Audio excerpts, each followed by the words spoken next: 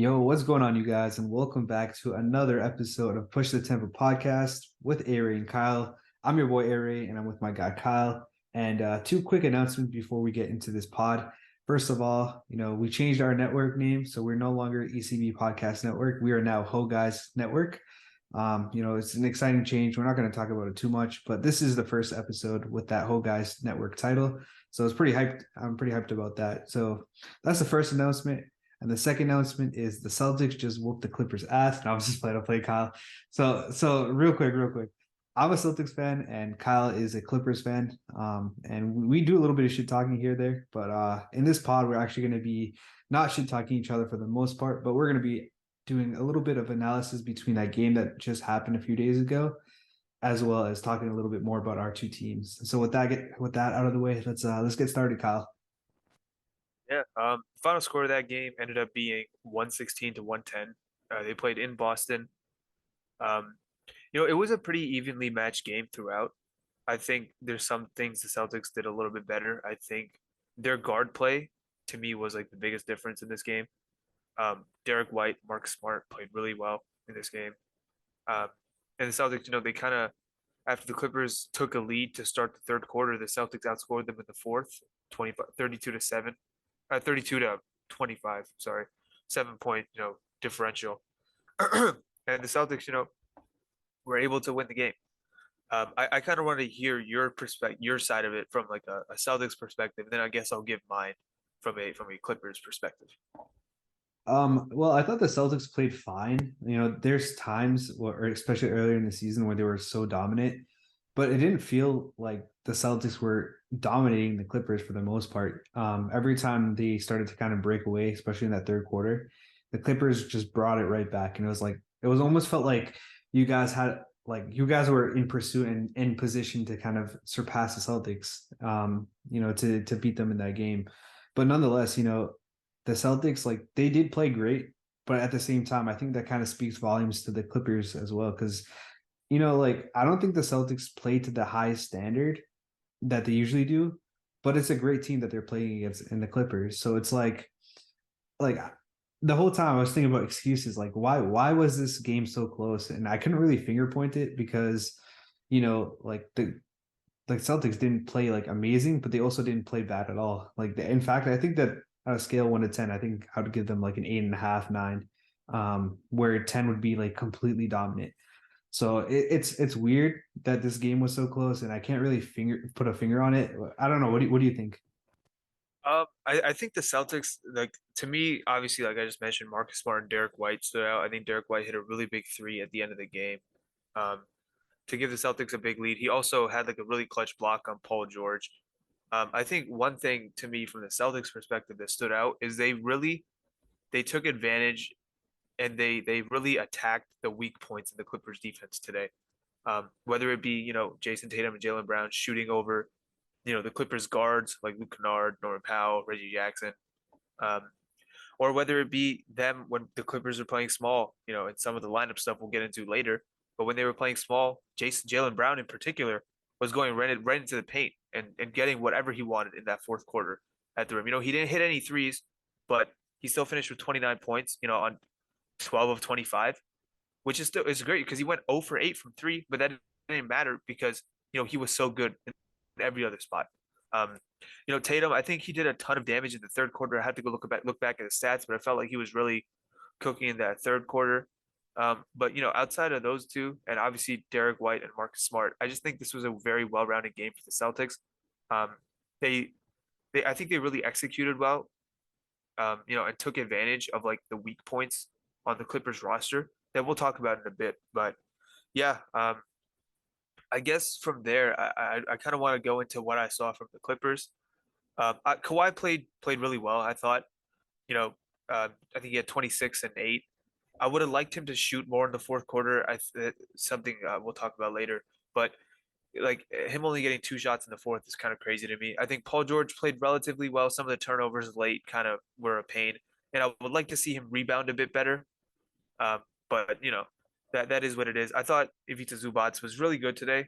I thought he didn't play enough. He only played a little under 30 minutes, like basically 29 minutes and 57 seconds.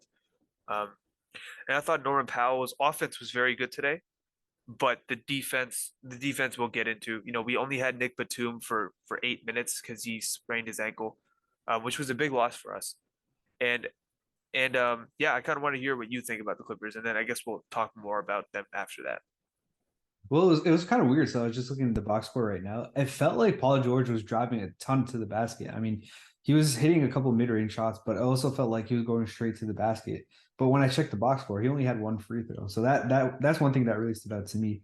Other than that, like again, just to kind of reiterate, it felt like it was a punch for punch at a certain point in this game.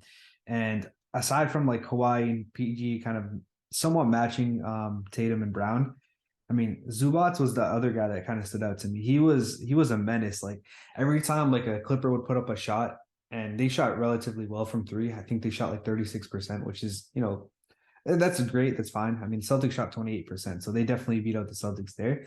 But even when they did miss, it felt like Zubats was there to get an offensive rebound. And he was just a monster. Like I felt like if I were to be like a Clippers coach or whatever, like I would want Zubats to just post up every play. That's how dominant he felt in that game. Like it might not look like it with the stats that he put up, but he was just I was scared of him, man. I It was felt scared of like this it guy. felt like in the third quarter because I mean, correct me if I'm wrong, but I'm pretty sure Robert Williams is still on a minutes restriction. I think he only played like how many minutes did he play? Like maybe 12 or He actually played 21 minutes. 21. Okay, yeah, it was either 12 or 21. Got the numbers mixed up. But every time in the third quarter in particular is where Zoo stood out. Um, as a guy who can, take advantage of the mismatches. There were times where he would get Grant Williams switched on to him, and he got the ball in the post. And I don't want to overrate Zoo just because he's on the team. I think he's a very very good player though. Like early in the year, he was playing at like a legitimately all defensive player like level. He's dropped off a little bit, as the season has went on. His game against Toronto was like his first like really great game in a while, and I thought he was very good today, but didn't reach that same level he did in Toronto. Um, but I thought he was probably our third best player today. Um, but yeah, I guess from there, I guess we'll start talking a little bit more about the Clippers in depth this season. On the year, I believe they are the third ranked defense in terms of defensive rating and the 29th ranked offense, which is not what you'd expect. But I think there's a little bit of context behind them being 29th in offense. Um, I think that's more so just because we've had a very up and down years in terms of injury. I think Kawhi has only played like 15 games. Paul George and Kawhi have only played together, I think, a total of I guess maybe 15, 12, 13 times, something like that. So, with those guys being so in and out of the lineup, we just don't necessarily always have great creation outside of those two. Norman Powell missed like a month with like a groin injury. And, I kind of want to hear your perspective on what they've been able to do this season. I mean, this is such a weird team because, going into a couple years ago when they got Kawhi and PG, everyone kind of wrote them off as like a championship level team. And, of course, because of bad luck and, everything, all the shit that goes on in the NBA, like they haven't been able to have those two healthy and kind of get to that level. But just having those two on your team, and if they're healthy, you have to write them in as a championship level team. Well, they started the season off kind of it's weird because Kawhi, like he missed a bunch of games after supposedly being healthy. So again, we didn't really get to see the full capabilities of this team, and it's just I don't know. It's just hard to tell what they are. Like, are they that championship level team? Are they just like a team with a bunch of good role players and two all-star level players, not superstars? Like it's hard to see like what level they're on. You know what I mean? Like I can't be able to judge them just because I mean we have a sample size, but this team is just a team where it's hard to kind of gauge their level of talent. Like you have to wait till the end of the season. You have to see how they do in the playoffs. So that's where I'm at with this team. They have a fun team overall, but I just got to see more. You know what I mean? Yeah, I guess from there, we'll start talking about the team a little bit more in depth, and stop me if I ever get on a tangent. But I think this year has been pretty frustrating to watch the team. We've had some good wins. We beat the Cavs at the start of the year. We didn't have Kawhi. That was when the Cavs were like 8-2 or whatever. We beat the hell out of the Raptors just recently, but the Raptors aren't a good team. We beat the Celtics a couple weeks back. That was one of the maybe two or three best wins of the year. Um, but overall, man, this season has just been very frustrating. I guess the three things that stand out to me have been, one, the lack of a backup center. Like in this game, we won. I think Zubats was a +10, and we lost the fourth quarter minutes that he didn't play. He only played like 3 minutes in the fourth quarter, which I'm sure is something you noticed as well. Um, while the Celtics were just getting whatever they wanted in the paint, Zubats was sitting on the bench. Um, he has like we don't have a backup center right now. The guy that we have as like a two-way contract, who's our backup center, sometimes he plays sometimes. Moses Brown, you know him. He was with the Celtics for a very short period. He's not an NBA player. He's had like maybe two good games against like the Houston Rockets, who are like an NBA AAU team basically. Um, Another thing that has really been an issue for us this year has been our point guard play. Reggie Jackson. I know a lot of Clippers fans, love Reggie Jackson because of what he means to the team and what he did in 2021. But he's been really, really up and down this year, more down than up. Um, in this game against the Celtics, he was getting hunted on defense. He shot 3 of 9. He had one really, really bad shot. Um, I think he caught the ball. Paul George got grabbed a rebound, pushed in transition. Reggie caught it in the corner. He pump faked Jaylen Brown. It fell a bit for the pump fake. He got him out of position. 17 seconds on the shot clock. Instead of driving, he did a step back three, hit the side of the backboard. Yeah, that was a disgusting Yeah, shot. yeah. It was just a really, really just boneheaded play. And the issue we've seen way too much of that from Reggie Jackson this year. And John Wall, I think a lot of Clippers fans had really high hopes for John Wall. Me personally, I saw him coming in as a guy who could, who has weaknesses in his game, but if he can push the ball in transition, and which has been a weak point for us in the past, and get into the paint, get to the free throw line, though that's really all we need from him. Um, and in the month of December, let me read you off his numbers real quick. He has averaged 10 points on 35% from the field, 37% from three, and 72% from the line. So he's really, really struggled in the month of December. And he's kind of become a little bit of a scapegoat for Clippers fans. And I understand it. I don't really think it's his fault because it's not his fault that he's being put in this position where he's playing this much. He probably shouldn't be. And he wasn't really that bad in the Celtics game. I thought, he had some mistakes, but he was fine in like the limited minutes he played. So point guard play has been an issue. And the third thing has been just some of the rotations that Ty Lue has tried this year. I want to ask you a question real quick, and I want you to guess. Take a guess how many minutes Robert Covington, Kawhi Leonard, and Paul George have played together this year, all season. Um, Those three on the court at once. so here's the thing. I've been asking you since probably the beginning of the season, dude, how come Robert Covington doesn't play? Like, you know me, I'm a big Covington fan. I've been saying hypothetically for like the past 2 years the Celtics should try to get him. But it's just seeing him get a bunch of DNPs is crazy. You know He what I got he mean? got a DMP again, but I Again, want yeah. you to try to guess how many minutes Right, they right. played. So this is all part of my thinking process. So of course PG and Kawhi haven't played that many games together. And then Right. and then of course, Covington has a bunch of DNPs. It wouldn't be surprising if it was an extremely low number to me, but I mean, I, I can't. I don't know if I could ballpark this. Do they even have like 3 games worth of minutes together? No, it's a lot lower than that. Wow, that's insane. Give me a number. Just give me a number. All right, if it's a lot lower than that, can we go like I don't know, 30 minutes? 30 minutes divided by 10. What? Three They minutes played together? three all season. We are at almost 40 games into the year. I don't necessarily, what's our record right now? 30 games into the year, the Clippers, Robert Covington, Paul George, and Kawhi Leonard have played. Let's see, they played 35 games. They played 3 minutes together all season. That Um, that that's pretty stupid. and That and doesn't make my much my sense. thing my thing is I think Covington, like one of the misconceptions about him in his career, I think one of the reasons he's gotten traded around so much and hasn't been able to stick is people get him, they think he's this wing stopping player. He's a guy who can defend on the perimeter. That's not who he is, right? We know he's a guy who struggles to stay in front of people on the perimeter. He's what he brings as a defender is he's an elite help defender. Not elite, but very, very, very good help defender. He has great hands. He's very smart with positioning and whatnot. He contests a lot without fouling. He's a streaky shooter. Um, so I can understand Ty Lue not wanting to go with him for 30 minutes a game. I get that. I probably wouldn't either. But him being a DNP and basically being firmly out of the rotation to me just doesn't work. Like it's just I think his handling of the situation has been really bad.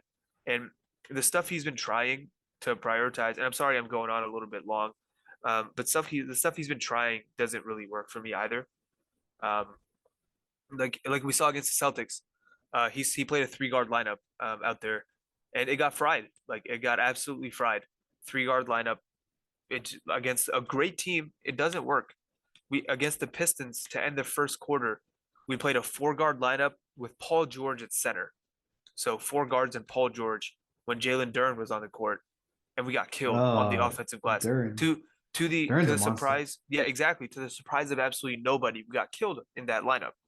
Um, so just some of the stuff he's been trying, you know, he still, probably thinks it's 2021. He's still prioritizing Marcus Morris and Reggie Jackson. They're playing way too many minutes. Like you saw in that Celtics game yesterday, um, when we were playing without Zubats on the floor in the fourth quarter and Marcus Morris was at center.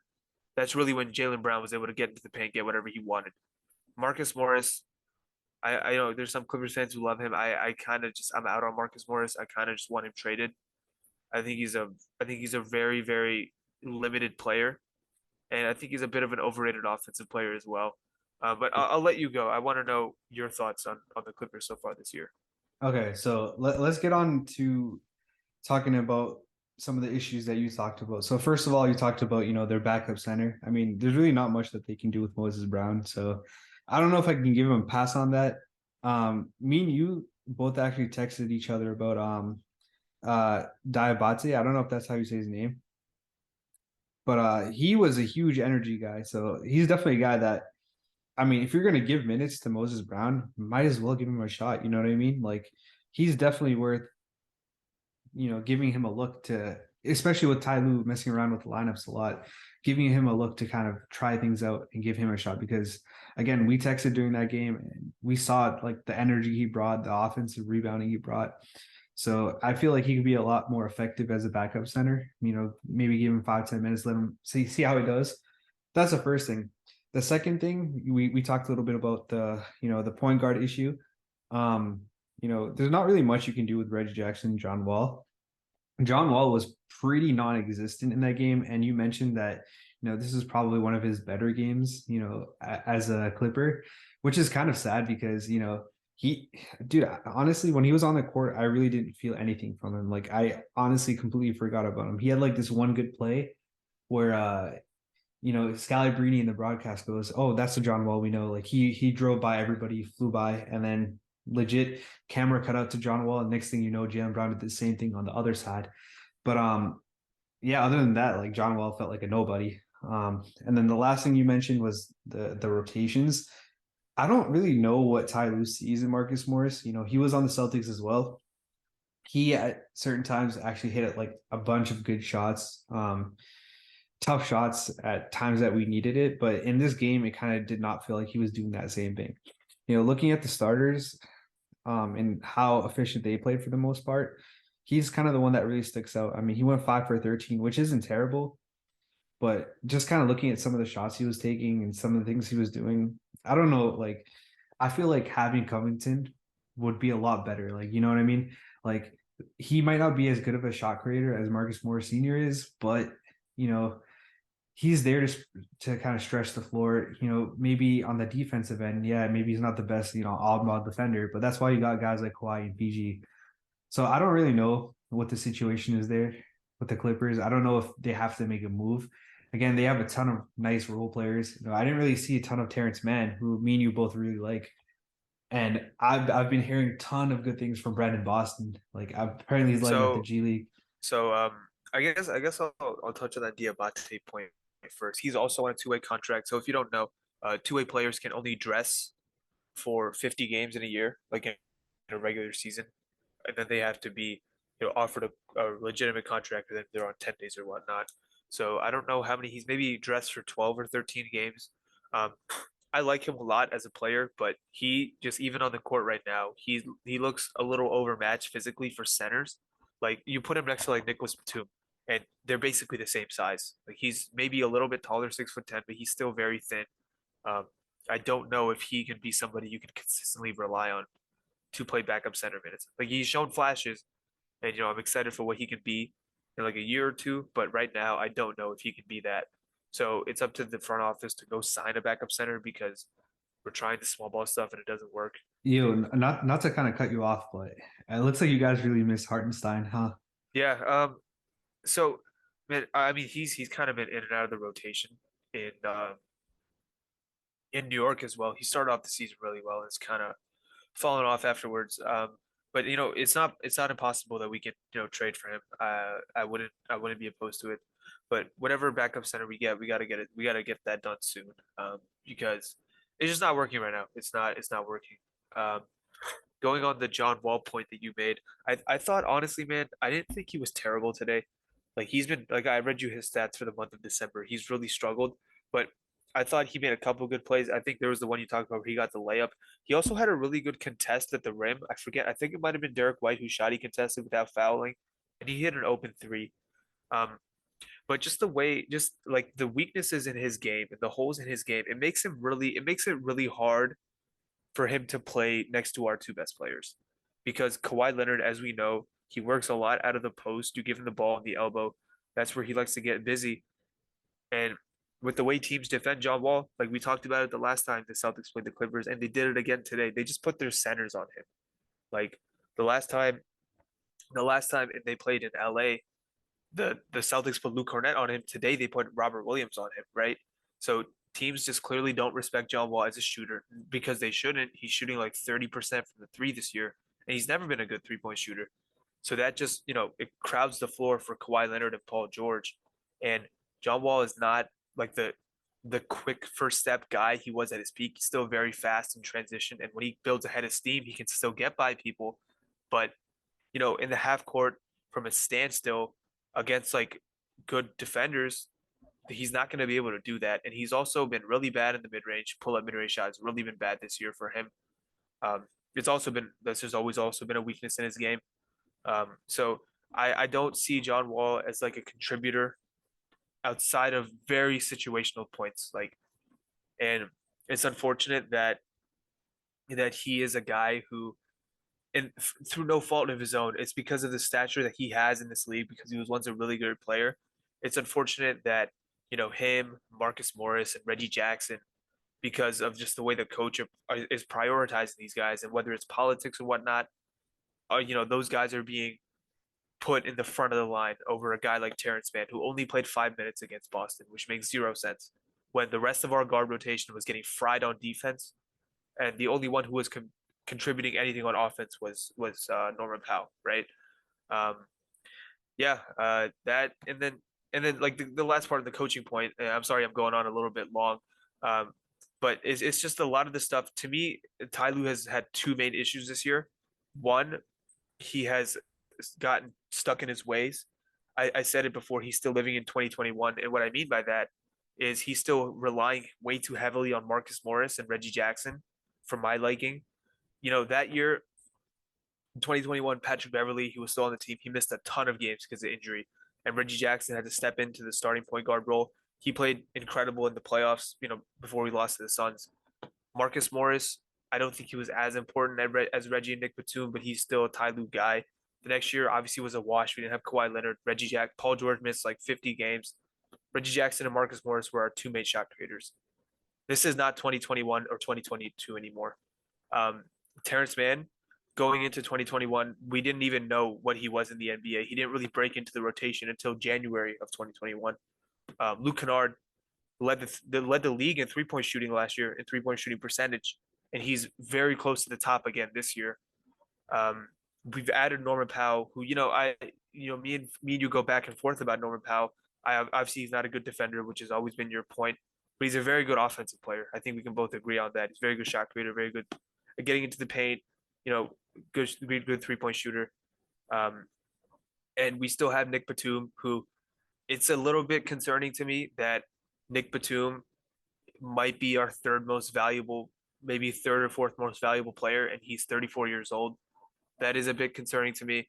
And we added Covington, who like I just mentioned, I don't expect him to play 30 minutes a game, but there is some middle ground to me between Covington getting a DNP and Marcus Morris playing 32 minutes. Sorry, I monologued a little bit there, but that's just kind of where I'm at with that. No, you're good. No, that totally makes sense. All right. Let me ask you a quick question or a series of questions here. So so we talked about the three issues with the Clippers that you think really stand out. I don't know if there's more issues or whatever, but what what do you think the Clippers management should do or the coaching staff should do? Because I mean, to get a backup center, trade deadline's coming up soon. Tons of players are eligible right now. Would you make that trade? It seems like you guys have a ton of players, and not everyone gets minutes. We talked about it, Covington, Terrence Mann, blah blah blah. Would you make that trade to kind of get a backup center, or would you work on, your point guard depth? What would you do? So with the backup center, in my opinion, you don't need a guy who can play in the playoffs. I mean, that would be preferable, like to have a guy who can also play in the playoffs. Um, but for backup center, it's really just a regular season thing. If Ty Lue is hell bent on these small lineups that haven't really worked this year, in my opinion, um, you can go and sign Hassan Whiteside to a 10-day and see if it works. You don't have to necessarily trade assets for a backup center. Um, I guess with point guard, I like Ty Lue seems to be insistent on having like a traditional point guard on the floor at all times. Um, if that is like a sticking point for him, I think we have to upgrade the point guard position because Reggie Jackson to me is not an NBA caliber starting point guard, and John Wall probably isn't a rotation point guard on a playoff team outside of very situational moments. If Ty Lue is willing to is if he's willing to I guess play lineups with players who aren't point guards necessarily to just fill that position, like Luke Kennard or Norman Powell or Terrence Mann, just playing the position, having them play off ball next to Kawhi and Paul George, that would also work. I'm not opposed to that. I just mentioned Terrence Mann is. I just mentioned Luke Kennard is one of the best 3 point shooters in the league. Norman Powell, I just talked about, he's a great shot creator, great 3 point shooter, and Terrence Mann. When he's not settling and when he's not hesitating on 3 point shots, he does everything else really well. He's a very good rebounder for his position. He defends. He cuts off ball. He's just athletic. He brings a level of athleticism and just pop that you don't see from a lot of other Clippers. Um, but if Ty Lue, if it's a sticking point for him that he needs a point guard, I think you have to upgrade that spot. I don't know what the upgrade is, to be honest. Some Clippers fans I've read tossed around like Fred VanVleet. Me and you Oh have no, talked about no, it. Me and no, you have no. talked about it. I'm kind of out on him. Like Me too. how many point guards, small point guards, not named Chris Paul, have we seen agent dog years?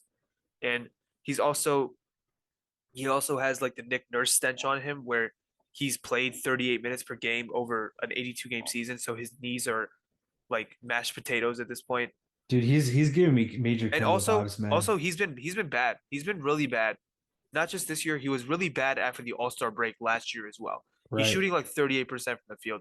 And the biggest issue to me with him is that he's eligible for an extension after next season. So you're gonna have to be the team. If you trade assets for him, you're gonna be have like and to me, trading first round picks for him, it's out of the question. I would not do that. But if you're trading players for him, fine, whatever. As you know, but if you're trading picks and stuff, you have to re-sign him. Like you can't let him walk for nothing. And I would be terrified to be the team to have to pay him his next contract. So that's one guy. I think another guy that's been brought up is like D'Angelo Russell. I think he's better. Like honestly, I think he's been solid this year after a slow start. I wouldn't mind it to be honest, but like maybe like he's like a 20, but like I still have concerns about him in the playoffs. We've seen what he looked like in his two playoff appearances in his career. Mike Conley's another guy I look at, but he's also a little old, has injury concerns. So I don't know what the solution is if he wants like a traditional playmaking point guard. But a guy who I am interested in is DeLon Wright. He's not a traditional point guard, but he's a very good defender. He's 6'5". he's been like the Wizards have won when he's been on the court. I think they're like 7-1 when he plays. He's just missed time due to injury. He was really good for the Hawks last year. He's a guy I would like for us to try to acquire. I don't know how, reasonable it is, but I guess that's kind of where I'm at with that. That's fair. A guy I was looking at as a backup center, Mason Plumlee. I don't know I how wouldn't you be feel about opposed to that. it. I It's, wouldn't be opposed to it because I mean all you need is 12 to 14 minutes. That's all you need. right. You don't need to go trade for like Rudy Gobert like the Timberwolves did. Or I mean that was a whole different thing. But you don't need to go trade for the best backup center in the league. You just need 12 minutes of competent center play that is not Moses Brown. That's how low the bar is, in my opinion. All right. Before we get into this next part, let me ask you another quick question. All right. So at like what point do you make that distinction for this season to be either successful, where you would kind of run it back with the same core, or where it would be a fail where you kind of give up? What's your expectations basically? Um, well, I think it's difficult to say, man. I think if all the correct buttons are pushed with this team, I think we can win a championship. I don't want to say I'm going to write them off. I don't see them winning a championship this year. I don't see them beating the the Celtics. Um, I think we can. I really think we can win the West. The West we've talked about this year is kind of like it's called the Midwest this year. Really, the only team that I am I I like am at that. all scared of in the Western Conference that I think we could lose to. There's two teams. There's Memphis, but they have issues with secondary shot creation, in my opinion. Um, and obviously Jaren Jackson Jr. We talked about him as well. And there's New Orleans. New Orleans terrifies me. Like just a team that's that athletic that both those teams are great at rebounding, which is something the Clippers struggle with on the offensive glass in particular. They're really bad. Those are two teams that worry me. Like we'll talk about the Nets later, but the Nets have been playing really good ball. The Bucks, I know they've struggled. They just beat, I think, Minnesota today, but they have the best player in the world. And if Middleton ever gets back to what he is, they're one of the most terrifying defenses in the NBA. And so I guess those are the four or five teams that I'm really terrified of. To be honest, I think Denver could beat us. So I'd say we're probably like a top seven team is kind of where I'd put us at in the NBA right now. But if we do push all the right buttons, I think, and Kawhi Leonard looks like Kawhi, which I mean that's not something we talked about, but he looked pretty good yesterday. I want to know if what you think. I thought Kawhi looks more like himself, which is encouraging. I just think the variance with this team, depending on what we do at the deadline and the buttons that Ty Lue pushes, I could see us losing in the first round, honestly, to a bad matchup if the coaching is still not good. But if we put things together, I could see us making the finals. I don't know if we win there, but like I said, man, the Western Conference is kind of weird this year. The Warriors have struggled. The Suns just lost Devin Booker for another four or so weeks, maybe even more time. The Nuggets defense stinks, and the Grizzlies we talked about them, and the Pelicans this is their first like maybe second year, Zion's first year in the playoffs. So it's weird. It's kind of where I'm at with us as a I guess ranking team. That's kind of funny because I'm in the same boat. I talked about earlier in this pod where I'm like, I can't tell if this is a championship hopeful team or if it's like a first round exit type of team. So I guess I'm kind of in the same boat.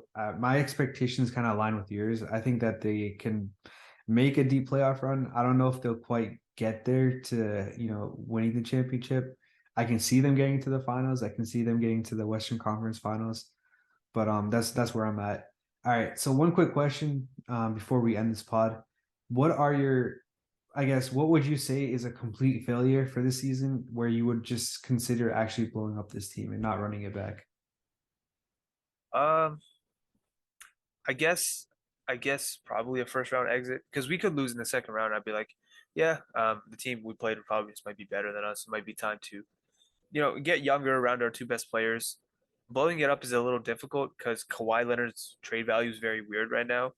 Paul George probably has a little bit more trade value, not because he's a better player, just because he's more of a known commodity in terms of health and whatnot.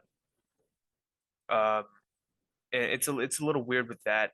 So I guess I'd probably say just like a disaster first round where we just the coaching is bad. Maybe similar to the bubble, I guess I'd say, where we don't have to go over what the reason was we lost in the bubble. But if it's something similar to that happening, that's kind of where I'd be like, okay, yeah, this core just might not get it done. Um, and honestly, I know people don't want to hear it. Clippers fans don't want to hear it, but we were a great team that year in 2019, 2020. But the reason we lost in the bubble was our process was bad all year in the regular season. And in the playoffs, the coach once again prioritized his guys, and that led us to flame out in the playoffs. And with how the season has gone, the process has been mostly bad again. The coach has pressed all the wrong buttons for the most part, in my opinion, and he's still prioritizing his guys. It could end the same way. I hope it doesn't. Obviously, I'm rooting for us, um, but right now, it's hard to see them, making a very deep run with just how the coaching and everything has gone, in my opinion. But I'm hopeful. I'm hopeful. I mean, we'll see how it goes. It'd be sick if we get like a Celtics Clippers finals. That'd be pretty cool. I think maybe last year, the year before that. I always predict these two teams to kind of butt heads with each other in the finals. I mean, That'd be cool. the regular season games have all been very good, like the Right, last couple right, of years. Outside of the not this game, but the game before, the rest of them have been like right. really, really just show stealing games. I think was it 2020 or 2021 where both the games we played against each other, the Clippers and Celtics ended up in OT. I Was think it was that 2020 because 2020? in 2020 the first game Kawhi Leonard and Paul George played together was against the Celtics. We won that one in overtime, and then in Boston, Boston beat us in overtime. Um, and then the next year, I don't even remember honestly. I I think just that was remember I think that was the last time the Celtics beat the Clippers. But other than that, I think it's no, no, always no. been close games. You guys beat us in 2020. You guys beat us both times in 2021, Oh, did we? and then Huh. we beat you both times last year. I'm Right, pretty right, sure. right. Yeah, So I yeah, think we that did. was the last time we won. Yeah. It sucks that these two teams only play like twice a year. I kind of hate that format, but Yeah, yeah, but it is what it is. The games are just right, always right, good though, for sure. right. All right. So I guess that's gonna be it for this pod, right? Yep, sounds good to me. All right. Quick shout out to our sponsor, Ghost Trigger. If you guys suck acid gaming, you guys already know what to do. Check out ghosttrigger.com. We're gonna leave a link in the description if you guys want to get a discount code. It's code ECB15 for 15% off. We didn't change that discount code yet, so that's probably still gonna stay.